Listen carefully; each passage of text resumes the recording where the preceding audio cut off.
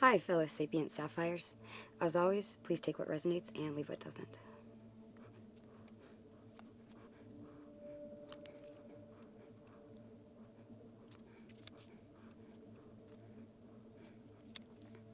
Oh, I really like this one so far.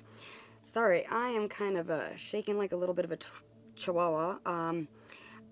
This energy is very, I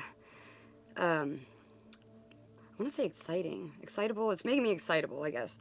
I feel like I have butterflies in my stomach. The first card we have is the womb. And this card's really speaking to me about someone who is really trying to guard this little gold nugget inside. Someone who's probably been through the ringer a lot in their life. And maybe everything seems like it's always been topsy-turvy, never know which direction is up. I mean, half the time it feels like that you haven't really trusted yourself or your intuition, and you're being guided to you're being guided to do that, to start trusting yourself more. So in this card, we have a lot of the lower chakras being represented here, with the red being the root chakra, talking about kind of like your base survival instincts. Then the sacral, talking about creativity and willpower is what I'm getting right now. And then you have the solar plexus, which is also about willpower, but it's about the stuff that really makes us happy in life, the things that do give us butterflies in our stomach. And it seems like if you've stepped into the energy of knowing exactly who you want to be, who you are, it feels like this person is starting to get to the root of all of these issues, and that's causing a lot of releasing going on in the lower chakras, so that we can get to those higher chakras and start working on those a little bit more. But you're guarding something still. And maybe it could be that you're clasping on a little too tightly to it, in the hopes that that little gold nugget isn't taken from you in some way, shape, or form, whether it be from an outside influence or even from yourself. And as I say that, I do want to say that we can actually build up more walls around our little gold nugget whenever we don't fully know the entire picture, whenever we are in kind of like that the survival mechanisms, where we maybe really just don't trust the people around us. But you're being asked to kind of let that go a little bit. Trust in the universe, because the universe always has your back. Not so much some other people. Some people don't have your back, and, well, just with them. So we want to make sure that we can get that stippling away from that nugget, so that we can really fully let you embrace that nugget. Our next card is Thanatos, which, of course, is basically the death card in this particular deck, the archetypes deck. Archetypes? Yeah. Sorry. But Thanatos is, I'm getting a lot of the whole adage of the webs we weave type thing. In this card, you see, and actually, I see two faces in this card every time.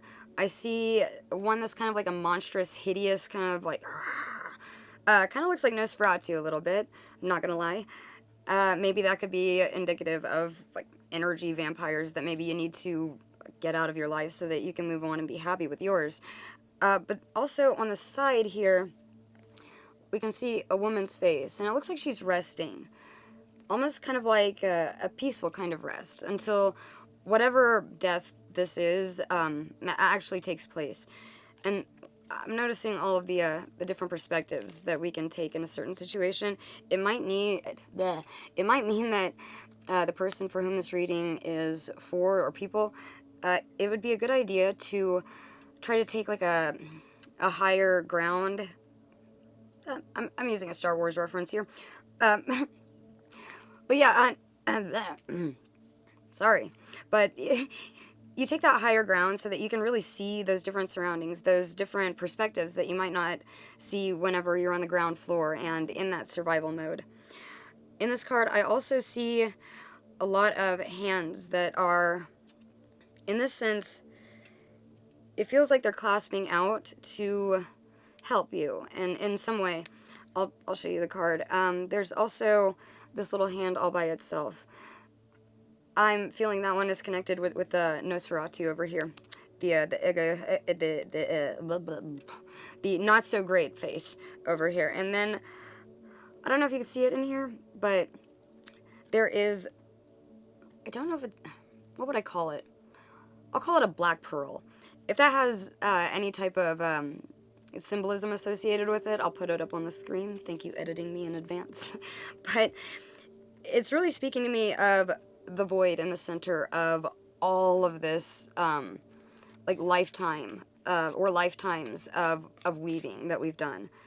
So we really want to get rid of that, whatever it is that this death card is talking about, so that we can enter into the self. And I love this card. In comparison to this one, we have that gold nugget that is surrounded by all that stippling, and you can't really get to the nugget. In this one, the nugget is you. The nugget is inside of you. It's kind of like a blossoming open of your heart space to where you're not afraid anymore. You're able to love. You have all of the chakras lit up. You really are in touch with yourself. And you can see that the person in the background has no real form other than it kind of looks like a person. That's because they've allowed themselves, I feel like, to well, we have to pull ourselves apart to merge ourselves back together. So we have to really, pull ourselves apart to do the shadow work, to understand all of these dualities within us, understand that we can be very contradictory sometimes as people. I am a Gemini, so contradictory is kind of where I live, but yeah, it is the sign of like two different people. And that's why I love that it's the Lover's card, because we're talking about two sides of the same coin, the merging of the masculine and feminine. Not always, the fact that you're going to find true love this week, blah, blah, blah. But no, the actual traditional sense, it is talking about alchemizing the self and bringing the self back together so that you can get through any obstacle without any problems. And oh God, I'm hearing the Taylor Swift song. I think it's Taylor Swift in my head. The one where it's talking about brush it off. And it feels like that's what the universe is really asking you to do right now, is whatever stress comes your way right now, just brush it off. I say that because it seems like you're trying to manifest something in your life.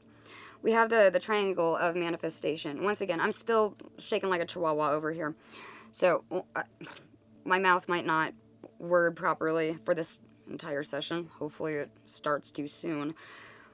But the triangle of manifestation, we're talking about the material world up top being birthed from how you see your circumstances, how you see yourself.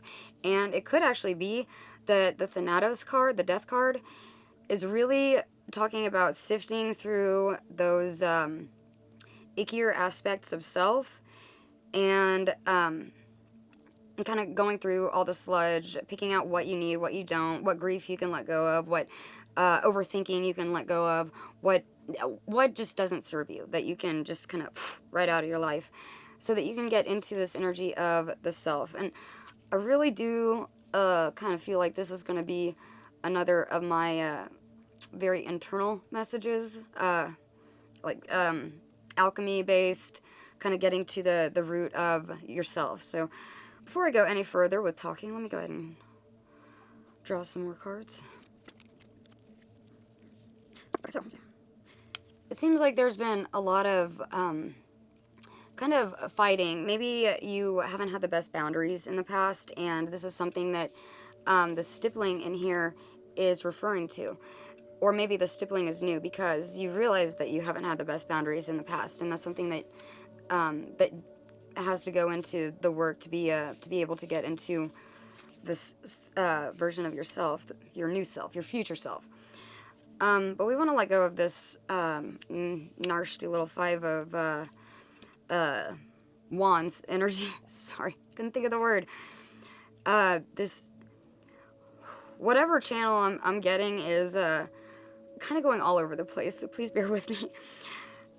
Whatever this fighting is, we really need to let go of it so that this person can. He wants to go explore better things that might actually serve him, that might actually help him in his pursuit of happiness. The movie references might be pretty heavy in this reading. And that letting go matches up perfectly with Thanatos and the whole, like, something has to die before you can move forward. When we get into the self card, though, we're talking about how the world is pretty much, it's yours. You can do kind of whatever you want with it. You see these little batons in the Magician card as well, but he only has one baton. This woman has two. She's actually exemplifying the whole idea of as above, so below. Anyway, my posture might be terrible, but I think you guys get my point.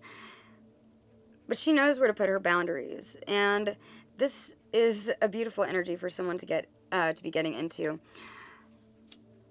One thing that's going to get you there, though, is definitely rest. Those nightmares and anxieties and everything else, rest is a good way to kind of move forward with what you want to do in life, with what you perceive that your path is in life. We see this guy, his hands are kind of in a praying position, which is interesting since he's supposed to be resting and asleep. But he's not just resting. He's praying, he's hoping, he's potentially manifesting, he's understanding of his desires. And up here, I love the imagery in the stained glass window where it's kind of mimicking the Six of Pentacles card with the people out asking for, like the, can I have some more, please? In that card. And then you have the person who's either doling out the food or kind of refusing it, which brings me back to the boundaries. Maybe you're the type of person who's just always been so generous with everything. Your time, your energy, your money, whatever the case may be. Your heart, really feeling that one. But those boundaries that you're kind of, you're putting around yourself, as long as you don't put up too many boundaries, we don't want to do that. We don't want to cut the entire world off as a whole. We want to still be able to enjoy all of the blessings and the good people that come into our lives. So it's the boundaries that you set, they should be well thought out. You know which things that probably should be cut out of your life as I'm speaking this. I think that anyone watching can kind of pick out, like, oh, well, this is not a good energy to have, and this isn't either.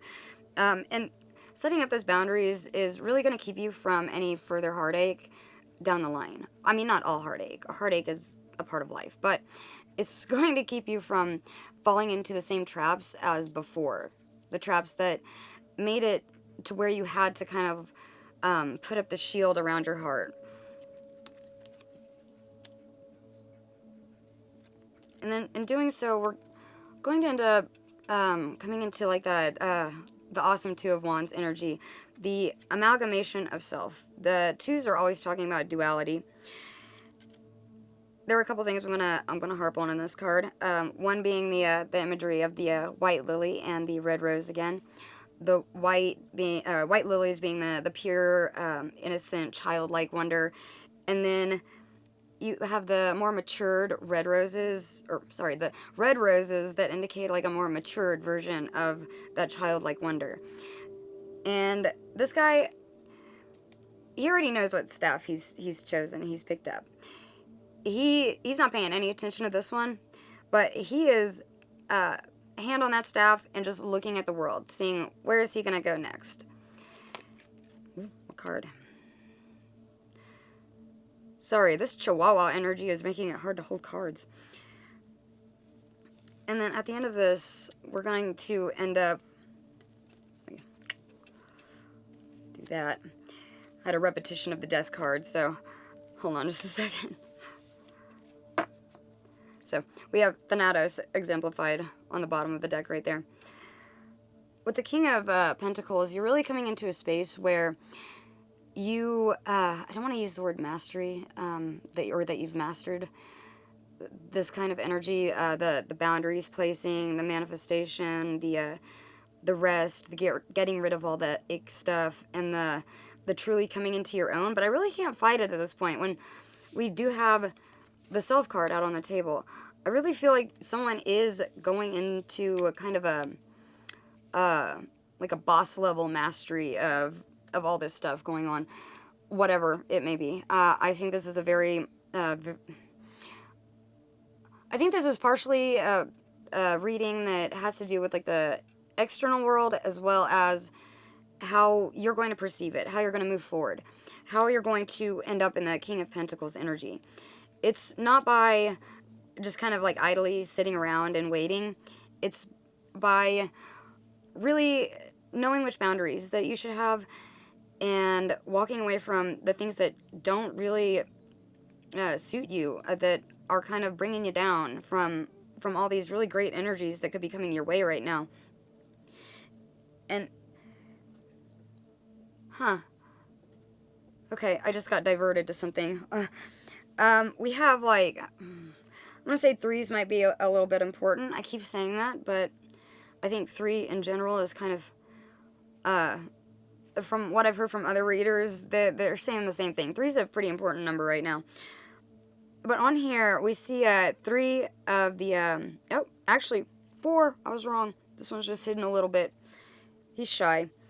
But we have that ox energy, or that kind of Taurus bull energy, bullheadedness. You have to be kind of stubborn in this, well, to get to this stage. You have to be stubborn that this is your happiness, and you're going to do whatever it takes to protect your happiness.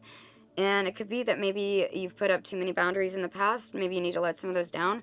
Or maybe the opposite is true. Maybe you need to build those boundaries up. But this is a really great card. It's really highlighting the solar plexus yellow. And the guy's robe, it's full of grapes. And that's usually talking about like the fruits of your labor, your harvest, your grounding, your financial stability, if it has something to do with finances.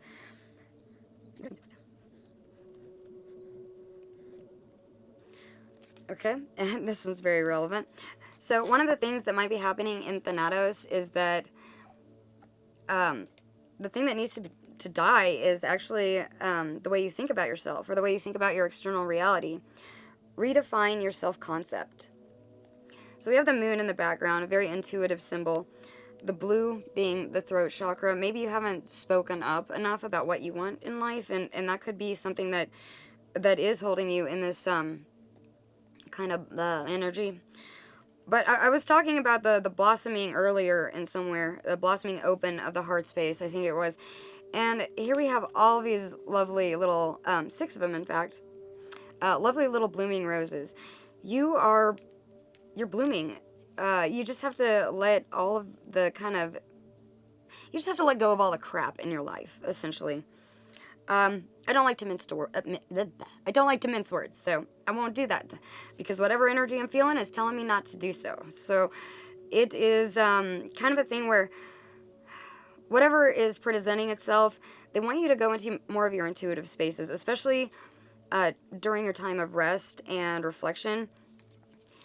And they want you to really think about what it is that you would want in life. If you were 100% supported by everybody in the entire world, you didn't have to worry about money, you didn't have to worry about resources, you didn't have to worry about anything, what would you be doing with your life? How would you see yourself? How would you, I hate to use the word define yourself, but because I don't like putting labels on stuff. I think it kind of keeps us trapped in bubbles where we shouldn't belong. Really, it's just, this is hitting me more as that negative stuff, that those very human emotions, we deem them as negative because they're unsavory as all out, but it's something that everybody feels once or twice or maybe a couple of times in their life. But they're not energies that serve you. They're not thoughts that serve you, and they're not going to help you get into this beautiful place in the future. That one is still stuck to my wig. All right, so sorry about that. Good shot, really fast. I was just talking about taking kind of like that bird's eye view. Well, the bigger picture would be a better term than I think the words I used. But I love that this card is coming out to clarify, just in case anyone was confused by me. Not that I would be confusing in any way. See all sides without contradiction. So this definitely has to do with a perception shift. A perception shift about yourself, about your own reality, about how those kind of nasty thoughts about yourself, they do define your reality. They do define your self-concept. And it's that kind of yuck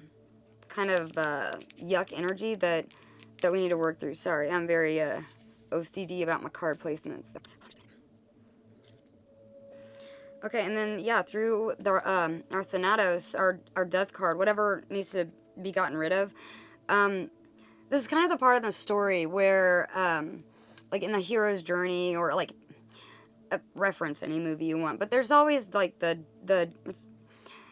sometimes it's called The Dark Night of the Soul, sometimes it's called, I had the other name, The Darkest Moment, it's called a bunch of stuff, but ego patterns soften and soul wisdom emerges. So it's only by going through these shadows and those ick places within yourself to change those kind of unsavory views about yourself. You're only going to be able to do that in the darkness. And it might bring you to a really dark place for a little bit at least, whenever you're sifting through all of this crap and you're like, oh God, I have this and this and this and this wrong with me. What else is wrong with me? Absolutely nothing is wrong with you. We all have this type of stuff that we have to go through.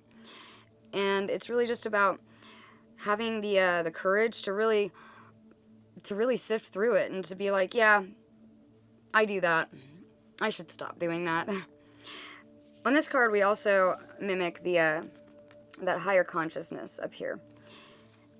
And I love it when my cards are kind of saying the same thing to me at the same time. Kind of confirmation for me that I'm right about what I'm telling you guys, so that I don't, lead you down the wrong path or anything. Okay, I cannot make all this stuff up. Our next card is integration. Unless I'm reading that wrong in a split second that I had. Yep, it's integration. So, ushering experience into wisdom. And I love the fact that there's this little heart inside of a ton of different triangles. I can't remember the name of this particular type of star, but it's the star that has two triangles. Editing me will put it up on this, put the name of the card, put the name of the symbol up on the screen. But it's a mixture of that manifestation energy that you're trying to get to right now. And I'm just going to pull this card out because it's kind of exemplifying that same thing. You're really opening up your heart to these experiences. And because of that, and because of the integration of all the different parts of self, you're going to end up with not just the ability to manifest your desires, but that higher consciousness, that enlightenment that you seek, assuming that you do, of course. I love that it's mostly purple as well. Talking about, like the third eye and oh my God, I put a blank. Well, not put a blank. I have a blank. Higher consciousness. I'll put it on the screen. Thank you, editing me. But once again, we have like this little light above everything that is indicating what's a light above this person, like it is on all these other ones. It's once again indicating that higher consciousness. We have in the darkness card, the meditating person, and then we also have it in this card where we have an invisible, more oh, how do I want to describe this? The dissolved part. Yes, okay. Because we have to dissolve ourselves to put ourselves back together again. And that's why I think I'm getting very much that these two people are kind of invisible. They kind of look like they kind of look like Sue Storm a little bit in the earlier movies. Her kind of like force field powers, or not force field, her invisibility powers. They're not like perfect at first, so you can see a little little outlines of her. I'm gonna call you Sue Storm for right now, but you as Sue Storm, you also have this. I believe this is the Kundalini space activated on both of these cards, and these cards are talking about looking at the bigger picture, and that is the thing that's going to help you dissolve yourself. And then that bigger picture and that soul's journey into the darkness is really the thing that's going to put you back together again. It's going to reintegrate you. So we have more of that as above, so below kind of vibe going on. I feel like I need to draw an alchemy card. Let's see.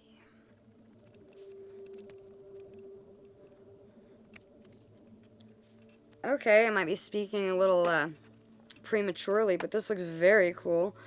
I can already see a lot of that intuition that I was talking about being highlighted here, as well as opening up that third eye. In this card, inside of that black rose, we have what looks to be an eye, but if you look closer, it's actually a combination of two different crescent moons. The name is, sorry, my Latin is a little rusty. I'll try to do the best I can. Succus lunari, or sap of the moon plant. Let's see. Also, if you can hear my dog panting in the background, he is very happy. So he's just like, I love it. He's so cute. Unfortunately, he is too big to get on my lap. He's a big old thing. He would actually squish me, I think. Okay. Sorry, this energy has me all over the place, and I feel like that's probably like I feel like there's a fair amount of overthinking and overfeeling that's going on, and that's not a bad thing. It's going to be one of those things where when you want to take those different perspectives on things, you have to kind of snip that string that's keeping you bound to thinking and feeling something until you can kind of take that bird's eye view and really kind of understand what you're dealing with. So we have sap of the moon plant. Nocturnal, sacred water of the unconscious. Succus lunaria is an ancient substance said to be born of water, plant, and moonlight. This elixir develops in the depths of the night and is thus a metaphor for the wellspring of the unconscious. When this alchemical magic is afoot, it's all about dreams. The answer you are seeking will not come from the intellect nor the opinion of others. It will surface from the depths as if rising from the ancient waters of your memory. The work is to rest, restore, and awaken your celestial senses. Do this by pausing, by releasing your grip.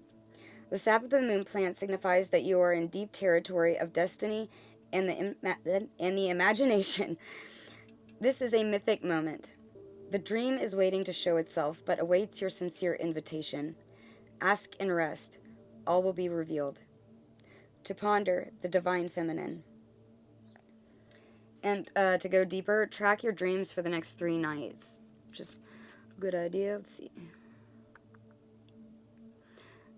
Sap of the moon plant is said to be linked to the pineal gland and can be increased by the practice of meditation. Sitting for a few moments in the evening is especially beneficial. Let's see what the other side has to say. There are many names for the sacred elixir: soma, nectar, aquavitae, aqua nostra, and vinum ardens. Oh God, Chihuahua hand, can you stop? To name a few. Remember, dreams are the mother tongue of humanity. Okay, the Chihuahua energy is driving me nuts. So, anyway, I love this card to finish out this reading. It kind of just is confirming pretty much everything that I've I've been feeling and saying so far. So yeah, that's really cool. That things work out like they should, or like they should. Okay, I guess I'm supposed to let you know that things will work out the way that they should. They will work out for your best and highest good, and that sometimes you just can't rush these types of things. Whew, okay. Sorry about that.